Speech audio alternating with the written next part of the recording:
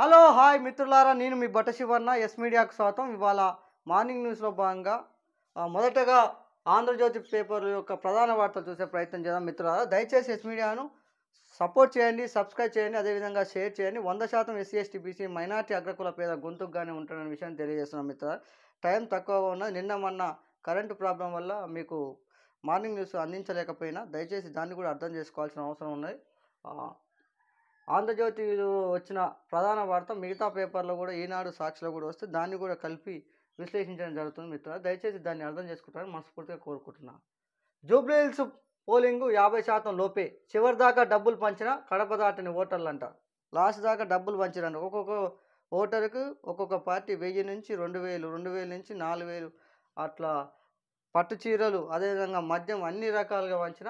ఇంకెవరన్నా వస్తారేమో, ఇంకేమన్నా ఇస్తారేమో అని చెప్పి ఆలోచనలో చాలామంది ఉన్నారంట. దానికి సంబంధించింది ఇక్కడ 48.47% పోలింగ్ అంట. 2023 కన్నా ఎలక్షన్ కన్నా 1% మాత్రం అధికమైందని చెప్పి ఎలక్షన్ కమిషన్ చెప్తుంది. కాంగ్రెస్ కార్యకర్తలు దొంగ ఓట్లు వేస్తున్నారంటూ పలు చోట్ల బీఆర్ఎస్ నిరసన, లాఠీచార్జ్ అంట. పాడి కౌశిక్ రెడ్డి, పెద్దిరెడ్డి సుదర్శన్ రెడ్డి తదితరులు అరెస్ట్ అంట. జూబ్లీహిల్స్ కాంగ్రెస్ సీటు కాంగ్రెస్దే అంట. హస్తం పార్టీకి 6 నుంచి 8% ఓట్ల ఆధిక్యం. దాదాపు అన్ని ఎగ్జిట్ పోల్లో ఇదే తీరు.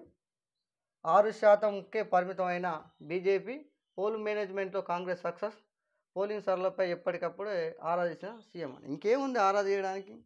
మంచిగానే పైసలు పంపినావు, మంచిగానే చీరలు పంపినావు, అన్నీ పంపినావు, మద్యం పంపినావు. ఇంకేముండాలి ఆరాధించడానికి? మంచిగానే దొంగల్ని, లంగల్ని అందరినీ ఎలక్షన్ కాడికి పంపినావు. ఇంకేం కావాలి? ఆల్రెడీ గెలుస్తాను. ఆల్రెడీ ఎక్కడ ఇక్కడ హుజూరాబాద్లో చూసినా, మునుగోలులో చూసినా, ఇంకేడైనా చూసినా అధికార పార్టీ ఏడు ఉంటే దుర్వినియోగం తప్ప ఏముండదు. మరి ఇంకా జూబ్లీహిల్స్లో దారుణం. గతంలో కేసీఆర్ చాలా బై ఎలక్షన్లో పోటీ చేసినప్పటికీ ఒకసారి 2 సార్లు వచ్చిపోయేది. కానీ రేవంత్ రెడ్డి దగ్గర 6-7 రోజులు ప్రచారంలో పాల్గొన్నాడు. ఇప్పటికీ ఒకవేళ ఆయన పదవి కేసులు వస్తుందన్న బాధలో ఆయన ఉన్నాడు. కాబట్టి 100% ఎగ్జిట్ పోల్ మాత్రం కాంగ్రెస్ వైపే చూస్తున్నాడు. అది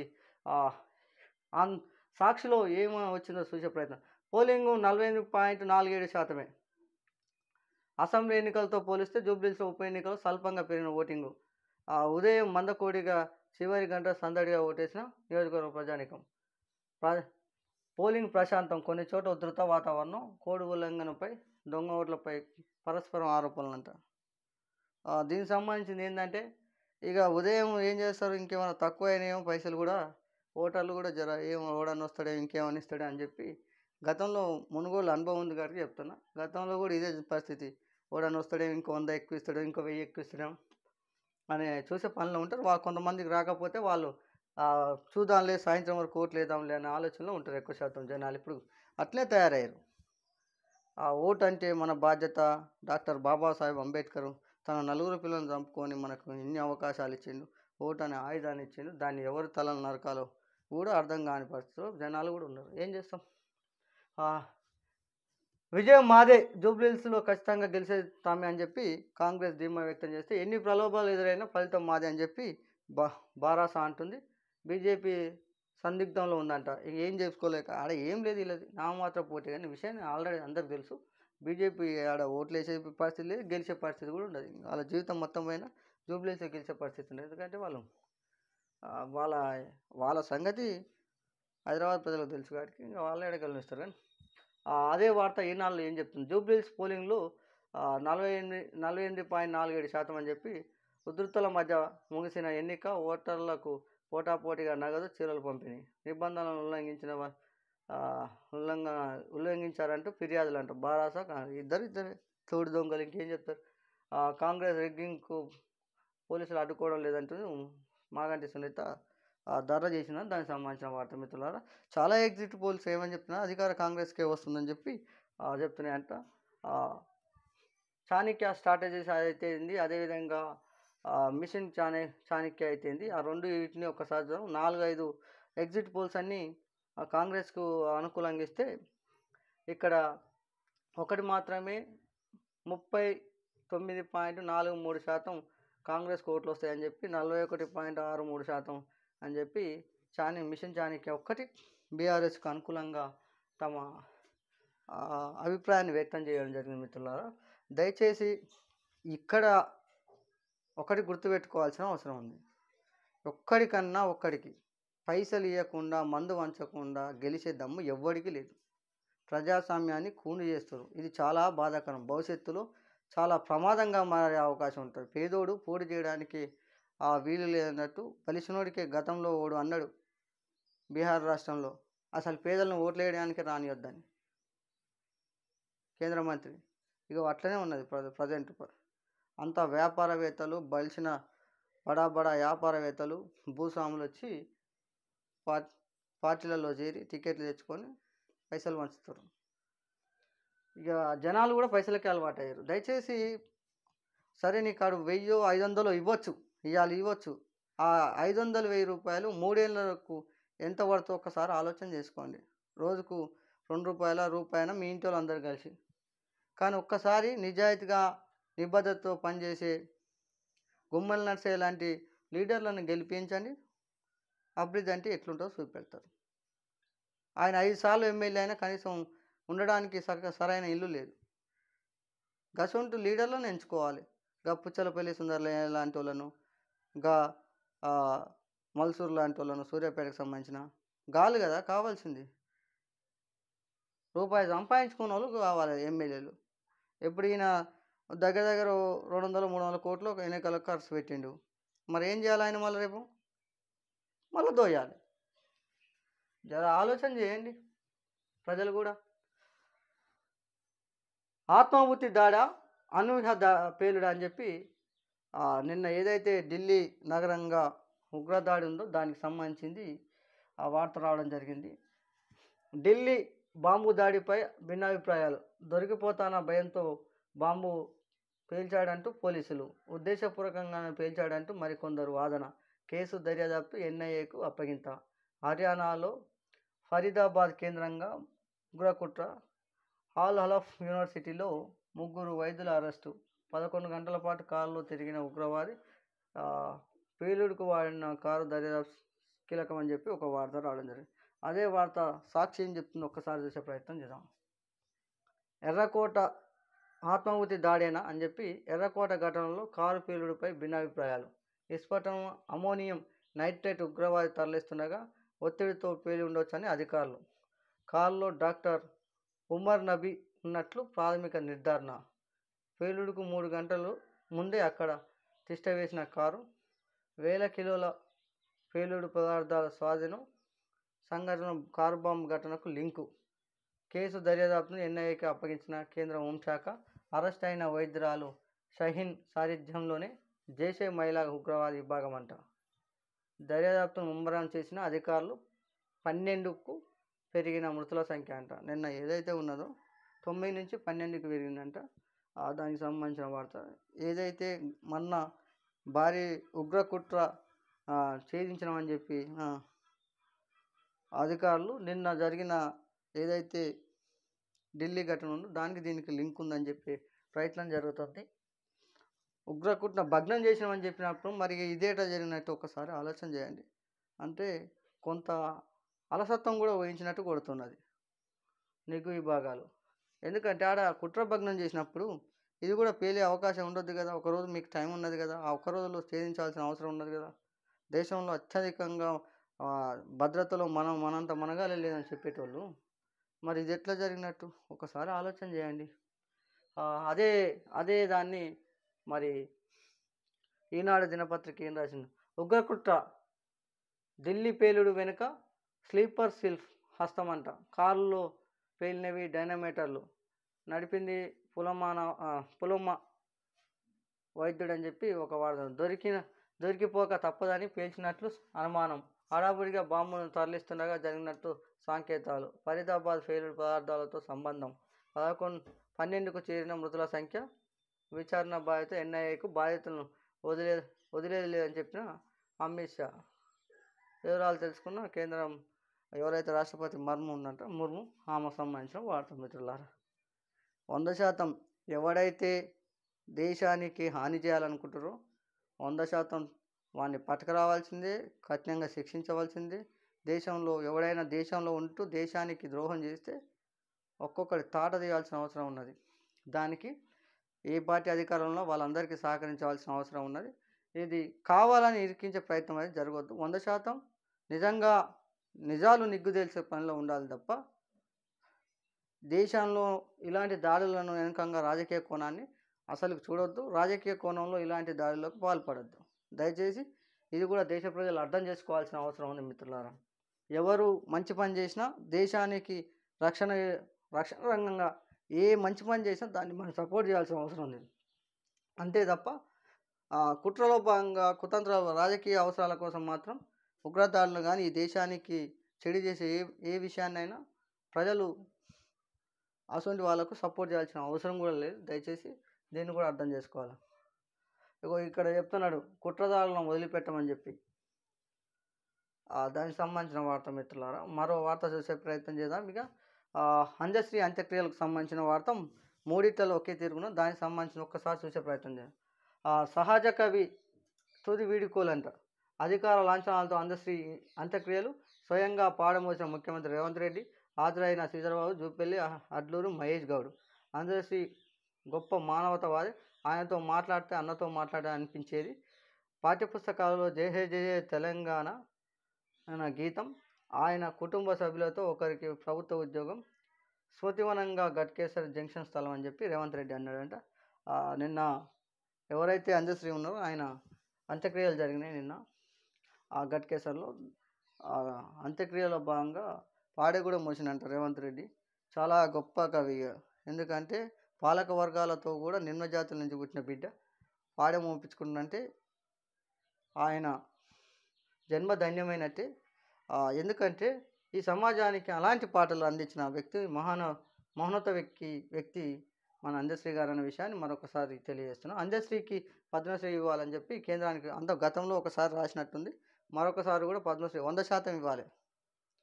ఎందుకంటే చదువుకోకున్న ఈ సమాజాన్ని చదివి రాష్ట్రానికి ఒక గీతాన్ని అందించిన వ్యక్తి.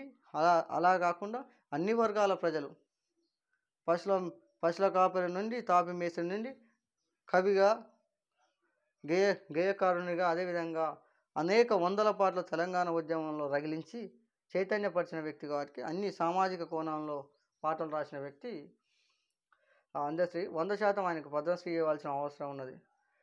ఈ సేమ్ వార్త మిత్రులారా, ఇగో అక్షయోధుడికి కన్నీటి వేడుకోలు. గట్కేసర్లో అందశ్రీ అంత్యక్రియలు పూర్తి.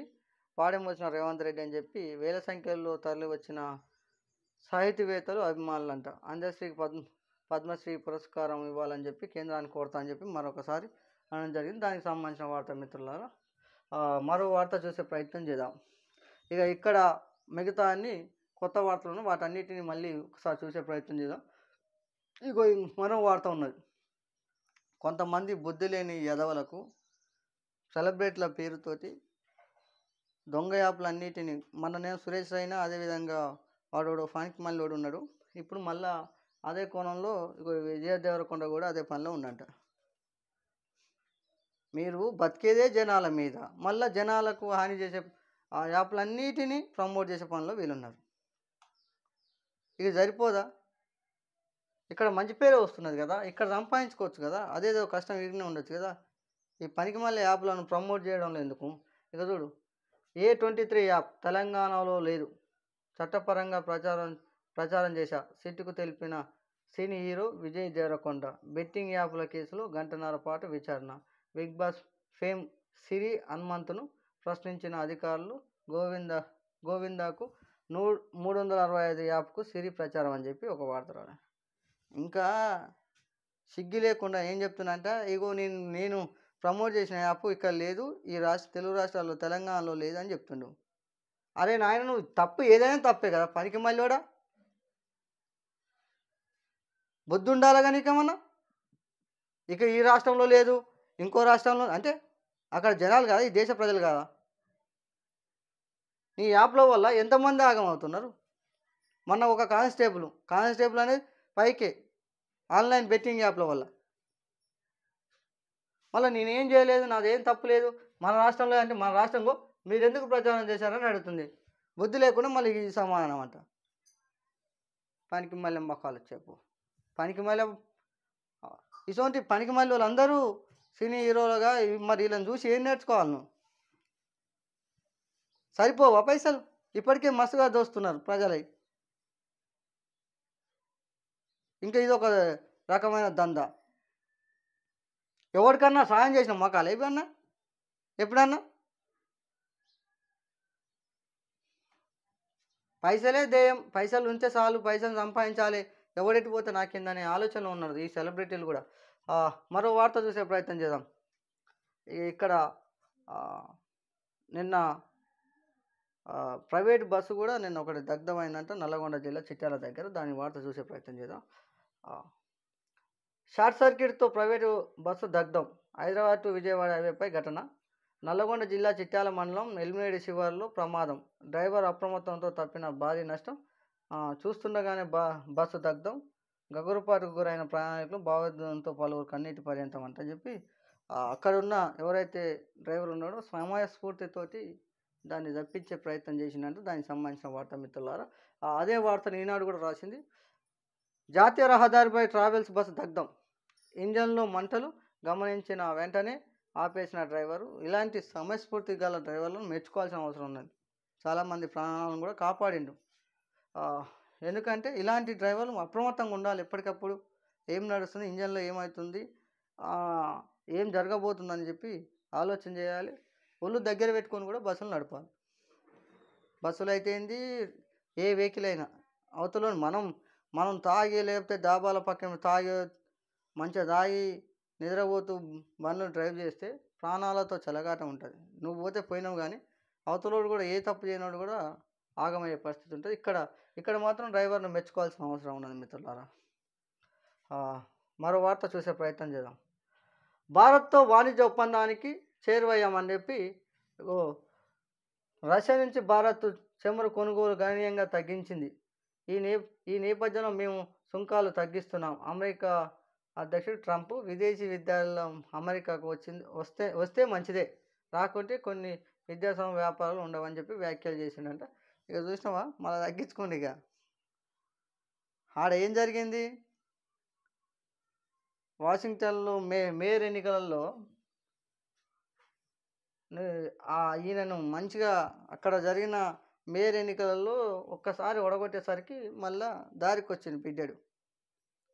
అందుకే చెప్తున్నాం, ఈ దేశంలో పవర్ పాలిటిక్స్లో ఎవరైతే పాలిటిక్స్లో ముందుండి పవర్లో ఉంటారో ఆ పాలకుడు ఎవరైతే ఉంటాడో బై ఎలక్షన్లు కానీ ఉప ఎలక్షన్లు ఏడ జరిగినా ఏం చేయాలి, పాలక వర్గాలను ఒడగొట్టాలి. ఒడగొడితే పని సులభతరం అవుతుంది. ఇక చూసినాం, నిన్న మొన్న ఏం మాట్లాడిండు, అయ్యో అన్ని వీటి మీద సుంకాలు పెంచుతున్నాం, అది పెంచుతున్నాం, ఇది పెంచుతున్నాం అని చెప్పి అన్ని దేశాలను బేరిచ్చిండు.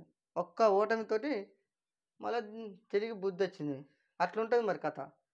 ఓటర్ తలుచుకుంటే ఏదైనా చేయగలుగుతాడు. పాలకుడు జనాలు తలుచుకుంటే నువ్వు ఏది చేయాలనుకున్నా అది చేస్తారు. సరిగ్గా బుద్ధి వచ్చింది. వరద బాధితులకు తక్షణ సాయంగా 12,99,00,000 రూపాయలంట, సుమారుగా 13 కోట్ల రూపాయలు విడుదల చేసి సర్కారు ఉత్తర్వులు అంటూ రాష్ట్ర వ్యాప్తంగా 6 జిల్లాల పరిధిలో 8,662 ఇళ్ళు దెబ్బతిన్నాయని నివేదిక అంట. దానికి సంబంధించిన ఏదైతే నిన్న మొన్న జరిగిన మోంతా తుఫాను తక్షణ సాయంగా 13 కోట్ల రూపాయలు రిలీజ్ చేసినారు. దానికి సంబంధించిన వార్త మిత్రులారా. ఏజెన్సీ గ్రామాలలో గజగజ. కొమరం భీం జిల్లా లింగాపూర్లో 8.7 డిగ్రీల స్వల్ప ఉష్ణోగ్రత అని చెప్పి దానికి సంబంధించిన వార్త మిత్రులారా. ఛత్తీస్గఢ్ ఎన్కౌంటర్లో 6 మృతి అంటే వారిలో 3 మహిళలు. మృతులలో Indravati national park area committee incharge Buchanna అంట. తప్పించుకున్న పాపారావు, ఆయన భార్య ఉర్మిళ మృతి. గాయాలతో బయటపడ్డ కొందరని నక్సల్స్ అని చెప్పి ఒక వార్త రావడం జరిగింది మిత్రులారా. ఛత్తీస్గఢ్లో మళ్ళీ వేలుతున్నాయి, మళ్ళీ మొదలైనట్టే కొడుతున్నది. కొంతమంది లొంగిపోతున్నప్పటికీ కొంతమంది వీళ్ళని చంపడం వల్ల ఏం ఉపయోగం లేదు. వీళ్ళని చంపడం కాదు ఈ ప్రభుత్వాలు చేయవలసింది. ఏదైతే అసమానతలు ఉన్నాయో, అంటరానితనం ఉన్నదో, ఏదైతే దోపిడీ ఉన్నదో, దౌర్జన్యాలు ఉన్నాయో వాటన్నిటిని రూపుమాపండి. ఈసొంటి వాళ్ళు అవసరమే ఉండదు. ప్రజలే వద్దు రా వద్దు మీతో పని లేదని ఎలగొడతారు. వాళ్ళు కూడా అరే స్వయంగా వాళ్ళే తీసుకొచ్చి గన్నులు తీసుకొచ్చి మీకు అప్పచెప్తారు. ఇక్కడ పాలక వర్గాలేమో కార్పొరేట్ కంపెనీలకేమో ఏవైతే సహజ సంపద ఉందో సంపదను దారదత్తం చేస్తూ కొత్తగా వీళ్ళను అణచివేసే ప్రయత్నంలో ఉన్నారు. మిత్రులారా, ఈనాడు ఆంధ్రజ్యోతి పేపర్ మొత్తం ఒకసారి చూసే ప్రయత్నం చేసినాం. సాక్షి దినపత్రికలు మనం గతం చూడని కొన్ని వాటిని మాత్రం చూసే ప్రయత్నం చేద్దాం. చలో, బీహార్ పీఠంపై మళ్ళీ ఎన్డీఏనే, మహాగర్ బంధన్కు మరోసారి నిరాశే, ప్రశాంత్ కిషోర్ పార్టీకి ఘోర పరాభవం, ఎగ్జిట్ పోల్స్ ఫలితాల్లో వెల్లడి అని చెప్పి బీహార్లో 69% ఓటింగ్ అంటే ముగిసిన రెండో దశ పోలింగు. తొలి దశ మళ్ళీ ఏదైతే ఎన్డీఏ కూటమి ఉందో ఎన్డీఏ కూటమికి బీహార్లో అధికారం వచ్చే ఆస్కారం ఉందంట. బీజాపూర్ మళ్ళీ ఎదురుకాల్పులు అని చెప్పి వెళ్ళాక మనం దాంట్లో చూసిన వార్త మిత్రులారా. గజం 3,40,000 రూపాయలంట. రాయదుర్గ నాలెడ్జ్ సెంటర్లు వేలంపాట్లో మరోసారి ఖజానా కాసులు వర్షమని చెప్పి ఒక వార్త రావడం జరిగింది మిత్రులారా. ఇంకా అమ్ముకుంటూ పోతూనే ఉంటారు ప్రభుత్వ భూములన్నింటినీ. మళ్ళా తర్వాత తరానికి ఇచ్చేటోడు ఎవరు లేడు, దిక్కులేడు. మరొక వార్త, మనీ లేదు మట్టిపోదాం, ఇటీవల వానలకు రాష్ట్రంలో మరింత తీవ్రంగా దెబ్బతిన్న రోడ్లంట. మట్టిపోసి తాత్కాలిక మరమ్మతులు చేసిన రాష్ట్ర ప్రభుత్వం అంట. కేంద్ర ప్రభుత్వం నుంచి నిధుల కోసం ఎదురుచూపులంట. 600 కోట్ల అవసరమని అంచనా, రాష్ట్ర నివేదిక స్పందించిన కేంద్రం అంట. ఇగో మనగా కిషన్ రెడ్డి, ఇగో గిడ చూపెట్టు నీ పనితనం. బండి సంజయ్ నిన్న మొన్న పెద్ద పెద్ద మాటలు మాట్లాడారు కదా, వస్తారా కేసీఆర్, వస్తావా రేవంత్ రెడ్డి, మేమేం తెచ్చినామో చూపిస్తాం అన్నారు కదా. ఇగో కేంద్రం నుంచి అంట 600 కోట్ల రూపాయలు నివేదిక ఇచ్చారంట. గతంలో 5,000 కోట్ల రూపాయలు ఇచ్చారు. అది ఇది కలిపి దగ్గర దగ్గర 6,000-7,000 కోట్ల రూపాయలు కేంద్రం నుంచి రావాల్సి ఉందంట. మరి గీడ తెచ్చే కాడ మీ పనితనం చూపించాలి. ఇగో ఇక్కడ రాష్ట్ర ప్రభుత్వం కూడా ఏమీ లేకుండా ఉట్టినే మట్టితోటి మరమ్మతులు చేసే పనిలో ఉన్నారంట. ఇది దానికి సంబంధించిన వార్త మిత్రులారా. మరో వార్త చూస్తే ఈ ఏడాదిలో 85 గంటలు అంట.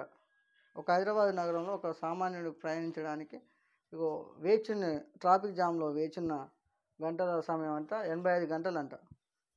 ఒక వాహనదారుడు వేచిండే టైం. హైదరాబాద్లో ఒక ప్రయాణికుడు ట్రాఫిక్లో గడిపే సమయం అంట, ట్రాఫిక్ జామ్లో గడిపే సమయం 85 గంటలు అంట. ఒక సంవత్సరంలోనే 10 కిలోమీటర్ల దూరానికి పట్టే సమయం 31.30 అంటే 31 గంటల 30 నిమిషాలేమో పడుతుందంట. ట్రాఫిక్ జామ్ అధ్వానంగా రోడ్లు, అదేవిధంగా ఇక చెప్పింది కదా ఈ జనాలకు మేలు చేసేవి వీటి కాడ ఉండదు.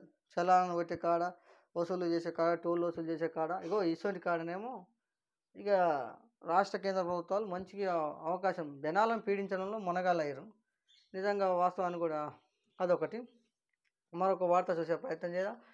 ఇక్కడ కొత్త వార్తలు ఏం లేవు, అన్నీ మనం గతంలో చూసిన వార్తల మిత్రులారా. మరొకసారి ఈనాడు దినపత్రిక చూసే ప్రయత్నం చేద్దాం. బీహార్లో మళ్ళీ ఎన్డీఏ అధికారం అని చెప్పి వెళ్ళాకనే చూడడం జరిగింది. ఛత్తీస్గఢ్లో ఎన్కౌంటర్ అని చెప్పి ఇప్పటిదాకా మనం అక్కడ చూడడం జరిగింది మిత్రులారా.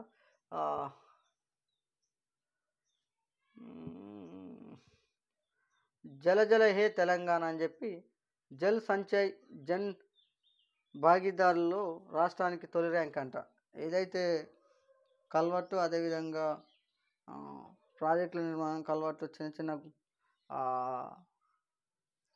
చెరువులో పూడకతీతలు కానీ దాంట్లో దేశంలో నెంబర్ 1 ర్యాంక్ వచ్చిందంట. దానికి సంబంధించిన వార్త మిత్రులారా. దయచేసి ఎస్ మీడియాను సపోర్ట్ చేయండి, సబ్స్క్రైబ్ చేయండి. ఎవరిని ఏమనట్లేదంటే, ఇంత నిమ్మలగంట చెప్తున్నంటే 100% ఎవరినైతే విమర్శిస్తే వాళ్ళు రిపోర్ట్ కొట్టే పనిలో ఉన్నారు. దయచేసి మీరు లైక్లు చేయండి, లైక్ చేసి ఎస్ మీడియాను సపోర్ట్ చేయండి. 100% ఎస్సీ ఎస్టీ బీసీ మైనార్టీగా గొంతుగానే ఉంటాడు.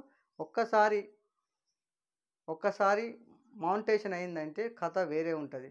100% మీకు న్యాయమైన వార్తలు ఎవరైతే కలలు కన్న అంబేద్కరు, పూలే, కాంశీరాం, అదేవిధంగా దొడ్డి కొమరయ్య, చాకలేలమ్మ, సర్దారు సర్వాయి పాపన్న గౌడు, ఒడ్డే ఓపన్న ఏ కళలు అయితే కన్నారో మారోజు వీరన్న ఆ కళల కోసమే ఈ ఛానల్ ఉంటుందనే విషయాన్ని మరొకసారి తెలియజేస్తాను.